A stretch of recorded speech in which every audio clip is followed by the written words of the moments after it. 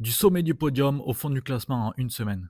Francesco Bagna vit le week-end le plus chaotique de sa carrière. Mais derrière cette chute spectaculaire se cache une controverse qui pourrait bouleverser le paddock MotoGP. Le Grand Prix du Japon 2025 restera dans les mémoires pour la victoire éclatante de Pecco. Mais ce triomphe est déjà entaché d'une polémique qui secoue le paddock MotoGP. Après une série de performances décevantes, Francesco Bagna avait retrouvé sa forme au Grand Prix du Japon. Il décroche la pole position et s'impose de manière dominante. Un retour en force qui a surpris plus d'un observateur et semblait annoncer une belle fin de saison. Une semaine plus tard, le Grand Prix d'Indonésie relève un visage totalement différent.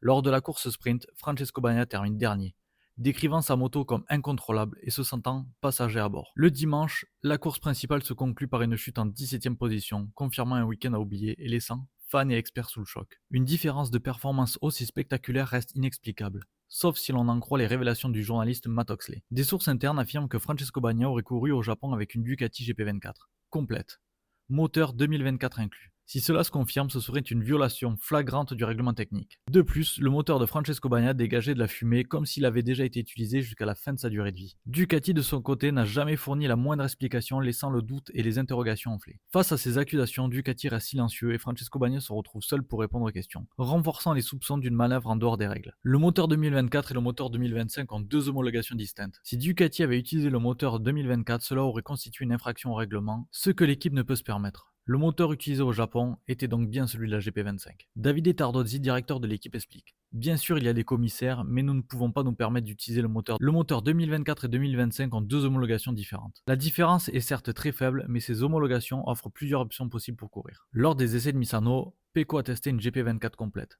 celle de Franco Morbidelli, mais équipée du moteur 2025. Les résultats furent immédiats.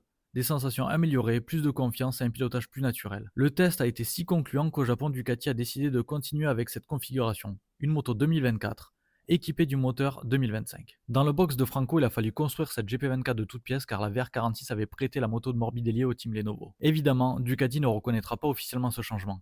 Admettre cette initiative reviendra à avouer qu'ils ont eu tort et que Marc Marquez a sauvé leur saison. Il faudra observer l'impact de cette évolution sur les prochaines courses. Le Japon n'était qu'un avant-goût. Mais si ce potentiel se confirme, cette décision pourrait provoquer de nombreux débats dans le paddock. Le triomphe de Francesco Bagna au Japon est éclipsé par les doutes sur la conformité de sa machine.